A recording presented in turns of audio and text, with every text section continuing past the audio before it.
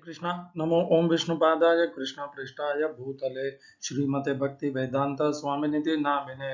हरे कृष्ण कृष्ण कृष्ण हरे हरे, हरे राम राम राम हरे हरे। श्रील ऐसी भक्ति वेदांत स्वामी प्रभुपाद की जय, आचार्य महात्मा गांधी जी की जय। भगवद गीता 2020 में आपका स्वागत है। और 3-4 दिन से मैं वीडियो नहीं बना पाया। मैंने पहला वैक्सीन लिया और वैक्सीन लेने के कुछ घंटों बाद ही बुखार तेजी से बढ़ी, ज्वर चढ़ा और चढ़ते ही गया। अब लगभग 48 घंटे हो गए हैं और 48 घंटे के बाद सब कुछ व्यवस्थित हो गया है, शरीर पूरा वापस सही हो गया है। आगे बढ़ते हैं। आज की श्लोक संख्या 7वें अध्याय का 20वां श्लोक। पुनर्कथन कर लेते हैं 7वें अध्याय का 19वें श्लोक का, जिसमें भगवान ने हमें कहा, बहुनाम जन्म नामन्ते ज्ञानवान माम प्रपद्यते वासुदेव सर्वमिति स महात्मासु दुर्लभः। अनेकों जन्मों के पश्चात जो ज्ञान के पिपासु हैं वे ज्ञानी बनते हैं, और ज्ञानी बनते हैं इसीलिए भगवान की भक्ति करते हैं, भगवान की शरण ग्रहण करते हैं। तेषां ज्ञानी नित्य युक्तः एक भक्तिर्विशिष्यते। तो ज्ञानी वे तभी बनते हैं जब वे भगवान की एक भक्ति में लगते हैं। प्रियो ही ज्ञानी नोत्यर्धम अहम स च मम प्रियः। और दूसरी पंक्ति में भगवान उनके लक्षण बताते हैं, वासुदेव सर्वमिति स महात्मासु दुर्लभः। जब वह ज्ञानी भगवान की एक भक्ति में लगता है तो एक भक्ति के कारण उसे सब में भगवान और सब कुछ भगवान में दिखते हैं। वासुदेव सर्वमिति, इस प्रकार की मति से वह महात्मा हो जाता है। वह भौतिक कार्यकलाप करते हुए भी सदैव भगवान का चिंतन करता रहता है। उसकी मन बुद्धि सदैव भगवान में स्थिर रहती है।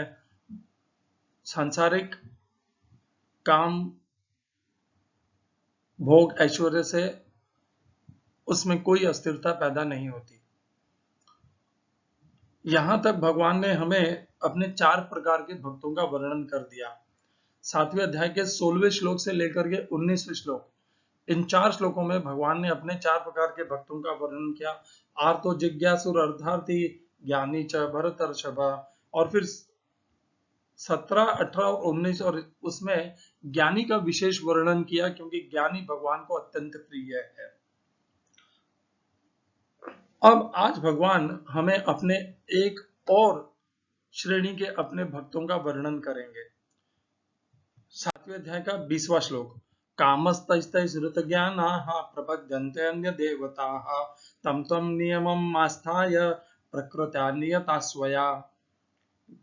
हिंदी अनुवाद। गीता यथारूप श्रील प्रभुपाद, जिनकी बुद्धि भौतिक इच्छाओं द्वारा मारी गई है, वे देवताओं की शरण में जाते हैं और वे अपने अपने स्वभाव के अनुसार पूजा विशेष विधि विधानों का पालन करते हैं। English translation, Gita as it is, Swami Prabhupada. Those whose minds are distorted by material desires surrender unto demigods and follow the particular rules and regulations of worship according to their own natures. इस श्लोक में प्रयोग किए गए संस्कृत शब्दों के अर्थ है, कामई ही, इच्छाओं द्वारा, तई ही, उन, रद, विहीन, रत यानी अपरत यानी हर लिया जिनका ज्ञान है, हर लिया, विहीन कह लीजिए, हर लिया ज्यादा उपयुक्त रहेगा, उपरत, रत यानी हर लिया, ज्ञानाहा, ज्ञान जिनका, प्रपद्यन्ते, शरण जाते हैं, शरण लेते हैं, अन्य देवताहा, देवताओं की। दूसरी पंक्ति, तम उस नियमम, विधान का, आस्थाय, श्रद्धा से, आस्थाय, पालन करते हुए, प्रकृत्या, अपने स्वभाव से, नियता, बंधे हुए, वश में हुए, स्वया, अपने आप। इस श्लोक का तात्पर्य गीता यथारूप स्वामी प्रभुपाद द्वारा।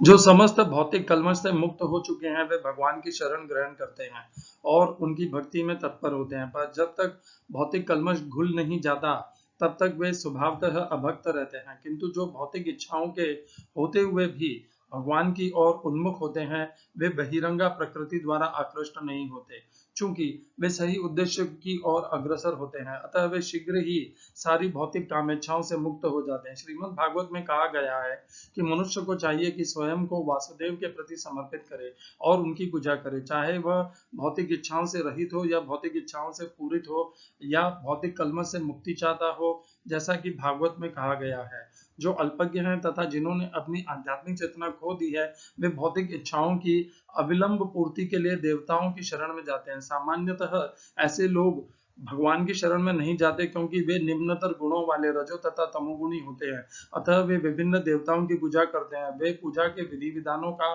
पालन करने में ही प्रसन्न रहते हैं। देवताओं के पूजक छोटी छोटी इच्छाओं के द्वारा प्रेरित होते हैं और यह नहीं जानते कि परम लक्ष्य तक किस प्रकार पहुंचा जाए। किंतु भगवत भक्त कभी भी पथभ्रष्ट नहीं होता, चूंकि वैदिक साहित्य में विभिन्न उद्देश्यों के लिए भिन्न भिन्न देवताओं के पूजन का विधान है, अतः जो भगवत भक्त नहीं है वे सोचते हैं कि देवता कुछ कार्यों के लिए भगवान से श्रेष्ठ हैं, किंतु शुद्ध भक्त जानता है कि भगवान कृष्ण ही सबके स्वामी हैं। चैतन्य चरितामृत में कहा गया है, एकले ईश्वर कृष्ण आर सब भृत्य, केवल भगवान कृष्ण ही स्वामी है, अन्य सब दास हैं। फलतः शुद्ध भक्त कभी भी अपनी आवश्यकताओं की पूर्ति के लिए देवताओं के निकट नहीं जाता, वह तो परमेश्वर पर निर्भर रहता है और वे जो कुछ देते हैं उसी से संतुष्ट रहता है। ओम अज्ञानतिमिरन्धस्य ज्ञानाञ्जनशलाकया चक्षुरुन्मीलितं येन तस्मै श्रीगुरुवे नमः।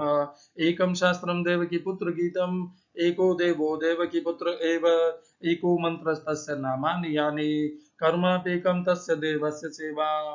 कृष्णाय वासुदेवाय देवकीनन्दनाय च नन्दगोपकुमाराय गोविन्दाय नमो नमः। हरे कृष्णा।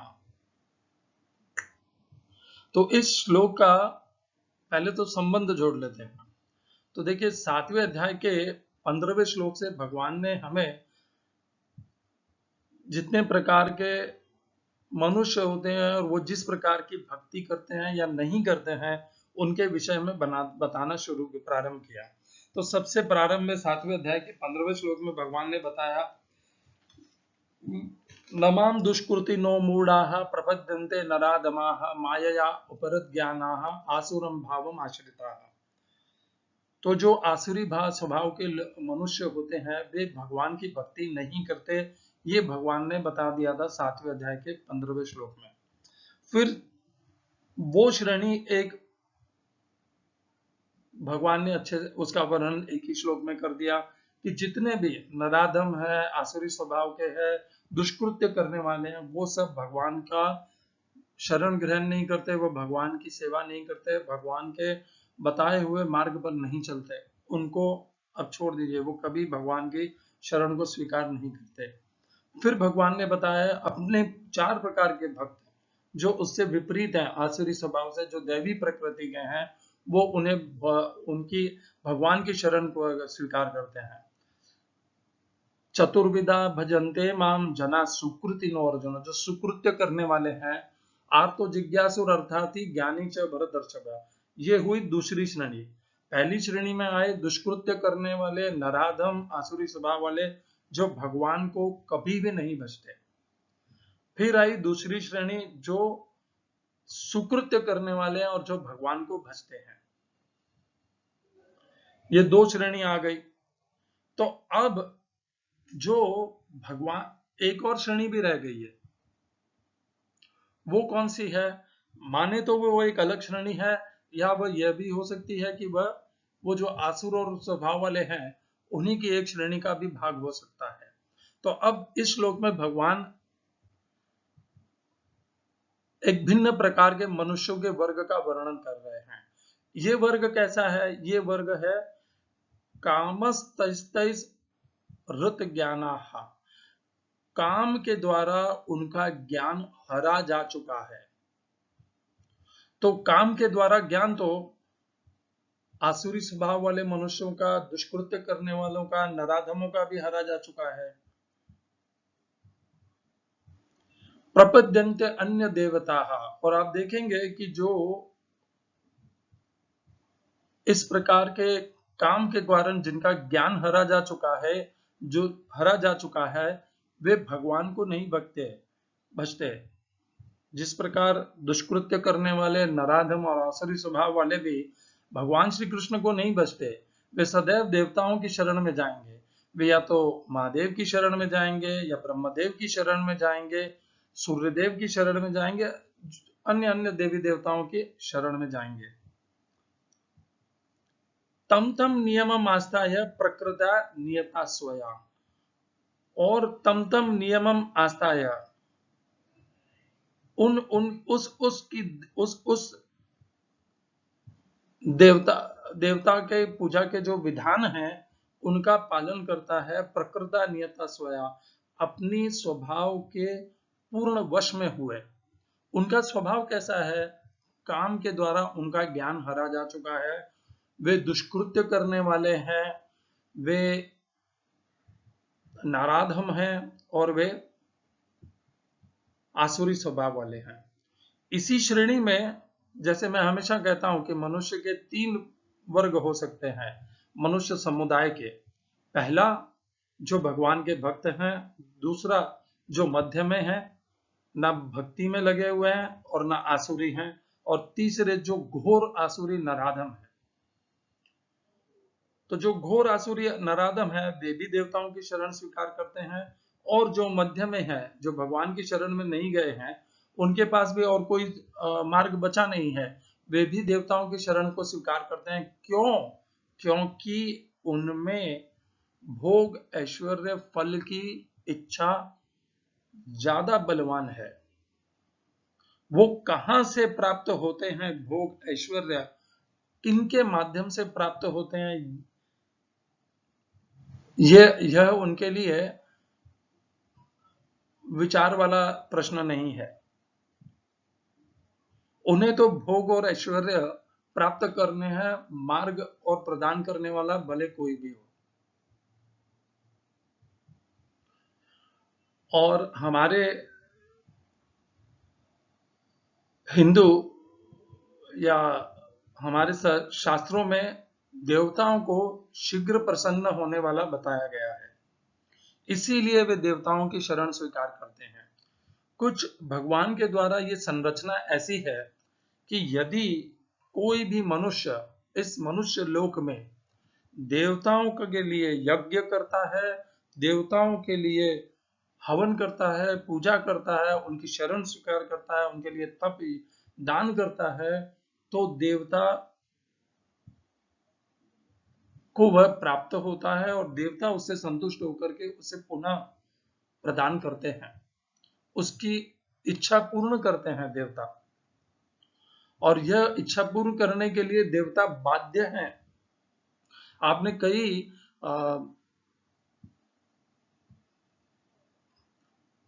टीवी पर आपने बहुत से पौराणिक कथाओं का, महाभारत वगैरह, महादेव, इस प्रकार की कथाओं का नाट्य रूपांतरण देखा होगा। उसमें जो आसुरी स्वभाव के मनुष्य होते हैं, वे घोर तप करते हैं, और जब वे तप करते हैं तो न चाहते हुए भी महादेव और ब्रह्मदेव को उनके सम्मुख उपस्थित होकर के उन्हें वर प्रदान करना ही पड़ता है। तो देवता बाध्य होते हैं, जो भी तप करते हैं, जो भी यज्ञ करते हैं, उन्हें वर देने के लिए।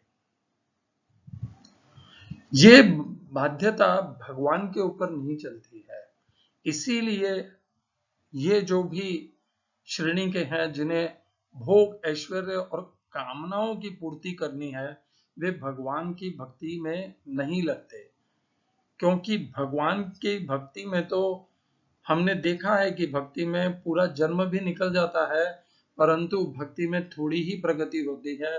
पूर्ण शुद्धि, पाप कर्म फल का नाश, और ज्ञान का पूर्ण उदय, और मन के ऊपर नियंत्रण, और योग का पूर्ण साधना, शुद्धि, पवित्रता, योग्यता, पात्रता, मन की स्थिरता, इंद्रियों का दमन, ये सब नहीं हो पाता है। सार्थक नहीं हो पाता है। तो भगवान की भक्ति कठिन है और उसके लक्ष्य भी भिन्न ही है।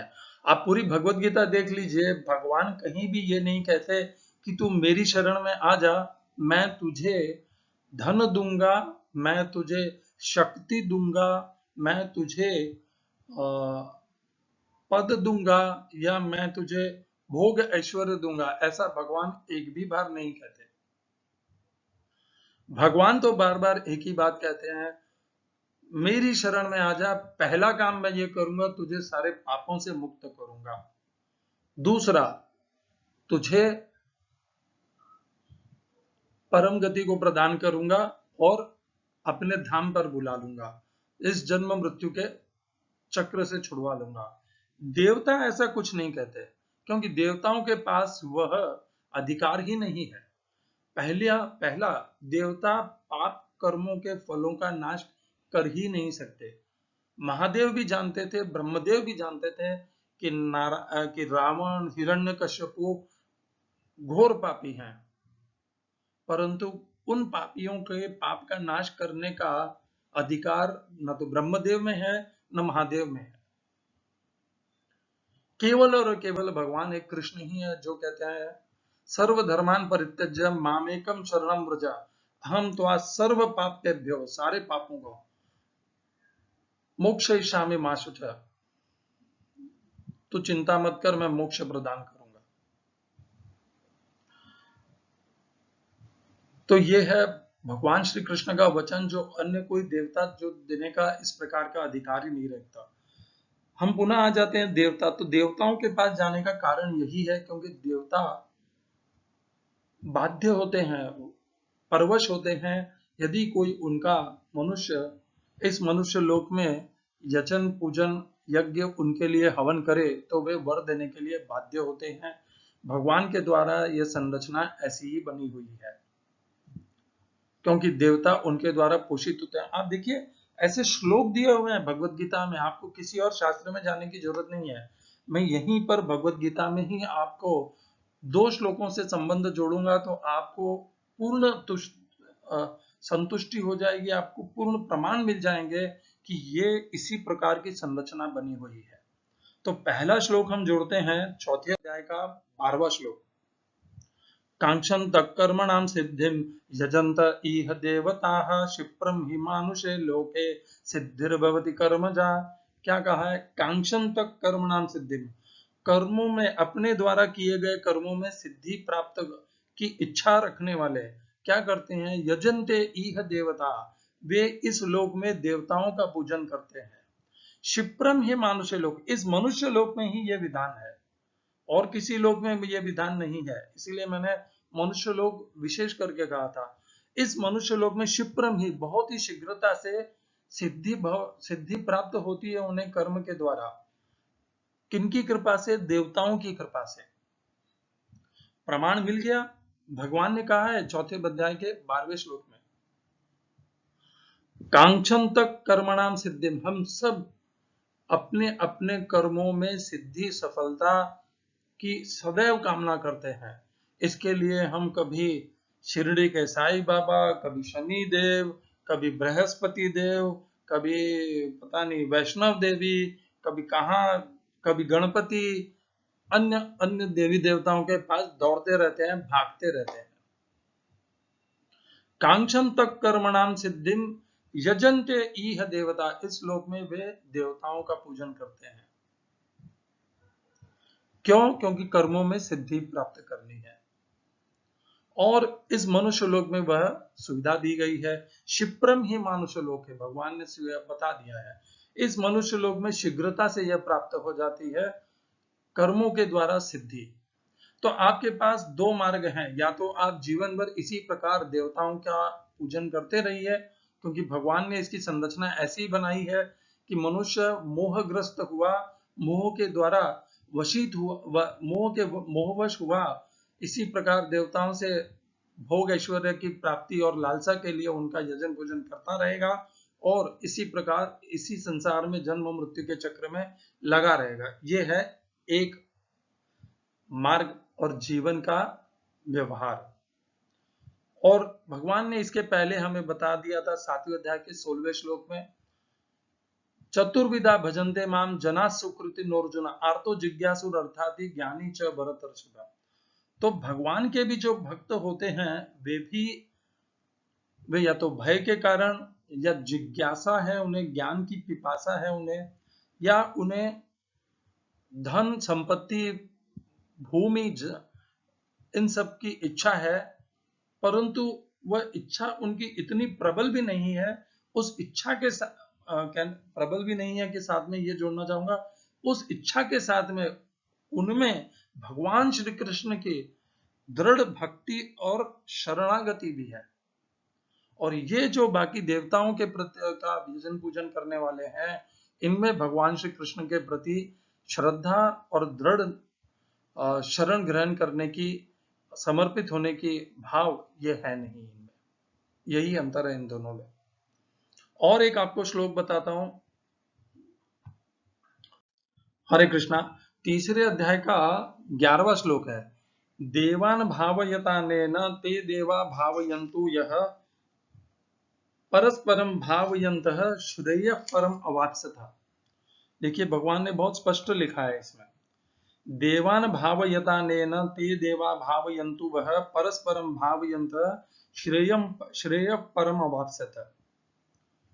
तो कुछ मनुष्य यज्ञों के द्वारा, इसका हिंदी अनुवाद है प्रभुपाद द्वारा, यज्ञों के द्वारा प्रसन्न होकर देवता तुम्हें भी प्रसन्न करेंगे और इस तरह मनुष्यों तथा देवताओं के मध्य सहयोग से सबों को संपन्नता प्राप्त होगी।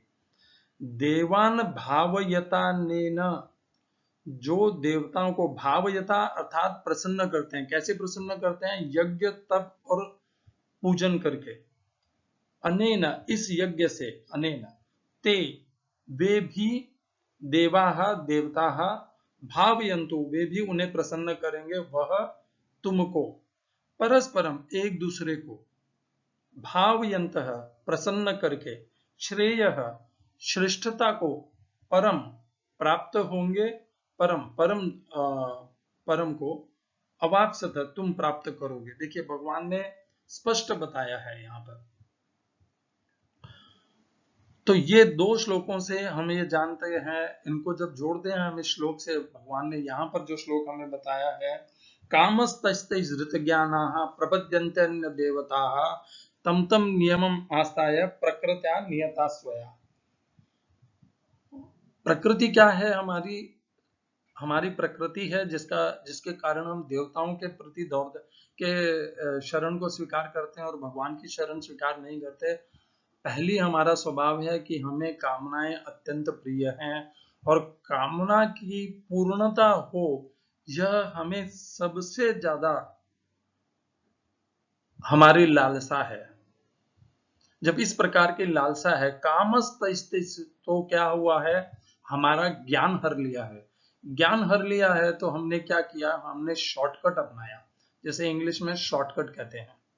लॉन्ग कट क्या है? भगवान श्री कृष्ण की शरण स्वीकार करना, उनके लिए यज्ञ तप दान करना, क्योंकि अहम ही सर्व यज्ञानाम भोक्ता च प्रभुरेव च, ये भगवान ने कहा था 5वें अध्याय के आखिरी श्लोक में, कि जितने भी यज्ञ तप दान है उन सब के भोक्ता केवल और केवल एकमात्र भगवान श्री कृष्ण है। परंतु हमें वह लॉन्ग कट प्रिय नहीं है, तो हमने शॉर्टकट अपना लिया कि चलो देवताओं की यज्ञ पूजन करते हैं, क्योंकि देवान भावयता नेन ते देवा भावयन्तु वः परस्परम भावयन्तः श्रेय परम अवाप्स्यथ। देवता तो बंधे हुए हैं, यदि हम उनका यज्ञ और पूजन करेंगे तो देवताओं भी हमें प्रसन्न करने के लिए वर देना ही पड़ेगा। और इसी परवशता का लाभ उठाते हैं। आप देखिए, आपने जो भी टीवी की सीरियल देखी होगी, रावण, हिरण्यकश्यप, ऐसे आसुरी स्वभाव वाले दैत्यों को अच्छे से पता था कि ब्रह्मदेव और महादेव उन्हें दिल से उनके प्रति सद्भावना नहीं रखते हैं। उन्हें यह भी पता है कि अपने आप हम मांगेंगे तो ये हमें ऐसा कोई व्रत और वरदान हमें देंगे नहीं। और उन्हें यह भी पता है कि उनके गुरु शुक्राचार्य उन्हें कहते हैं तुम ऐसा ऐसा अनुष्ठान करो, ऐसा ऐसा तप करो, तो विवश हो करके न चाहते हुए भी ब्रह्मदेव और महादेव को वरदान देना पड़ेगा, वे उसके लिए बाध्य हैं। परस्परम भावयन्तः श्रेय परम अवाप्स्यत। देवान भावयतानेन ते देवा भावयन्तु वः। देवताओं की इस विवशता का आसुरी स्वभाव वाले मनुष्य दुरुपयोग करते हैं।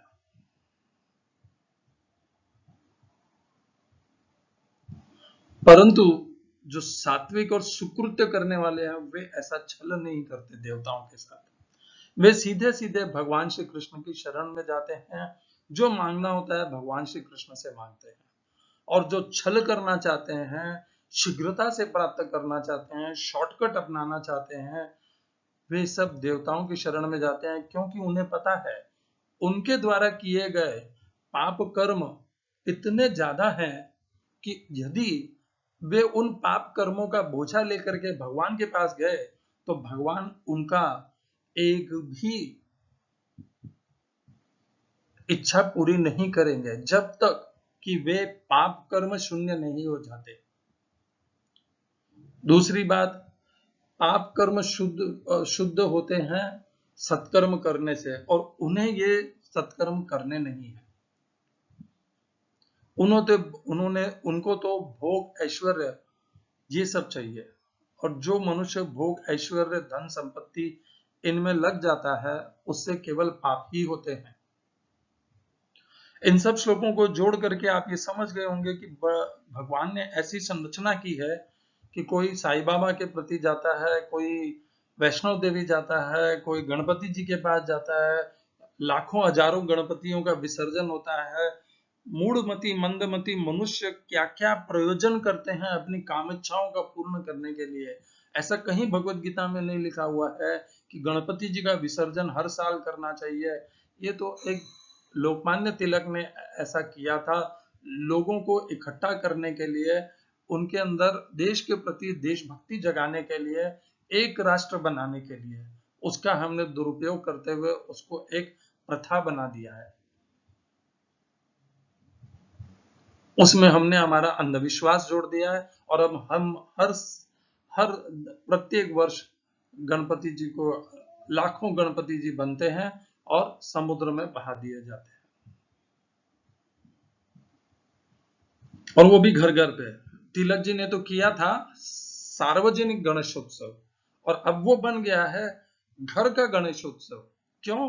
क्योंकि हमें तो हमारे घर की संपत्ति वृद्धि चाहिए, हमारे घर में धन संपत्ति चाहिए। हमें सार्वजनिक से कोई लेना देना नहीं है, बाकी सबको मिले या नहीं लेना मिले, हमें उससे कोई लेना देना नहीं है। हमें तो हमारे घर में गणपति लाने हैं, क्योंकि हमारे घर में धन संपत्ति ऐश्वर्य की वृद्धि होनी चाहिए। सार्वजनिक नहीं रहा। जो तिलक जी ने किया था वो तो सार्वजनिक गणेशोत्सव था। कामस्तैस्तैसरत ज्ञान, कामनाओं के कारण ये सब होता है। हम अपनी कामनाओं के कारण बनाए हुए समस्त विधानों को परिवर्तित करते जाते हैं ताकि हमारी कामनाएं पूर्ण होती रहें, और इसी कारण कामस्तैस्तैसरत ज्ञानः प्रपद्यन्ते अन्य देवता तम तम नियमम् आस्थाय। जो विधि विधान है, कोई कहता है भाई दादर में प्रभा देवी में वहां पे सिद्धि विनायक मंदिर है, वहां पे पैदल चल के जाना चाहिए तो मनोकामना पूरी होती है, चलो भाई उस विधान का पूरा करेंगे।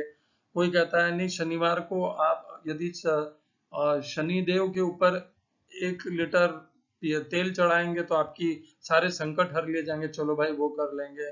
कोई कहता है विधान जैसे भी हो, कोई कहता है चलो हर मंगलवार को गणपति जी को जाकर के मोदक लड्डू लगाओगे तो गणपति जी आपकी मनोकामना पूरी करेंगे, सारे संकट मोचन सारे संकटों को हर लेंगे, विघ्नहर्ता विघ्नों को हर लेंगे, तो चलो वो भी कर लेंगे। तो जो विधान बताए जाते हैं वे उन सब का पालन करते हैं। तम तम नियमम आस्थाय, जो भी नियम बने हैं उन सब का पालन करते हैं। आस्थाय प्रकृत्या नियता स्वयाः, अपनी प्रकृति के कारण परवश हुए हैं। क्योंकि उन्हें तो वे काम की पूर्ति करनी है, भले उसका मार्ग कोई भी बने। तो इस श्लोक को आप समझ गए हैं। अगले कुछ श्लोकों में भगवान इन्हीं के विषय में बताने वाले हैं।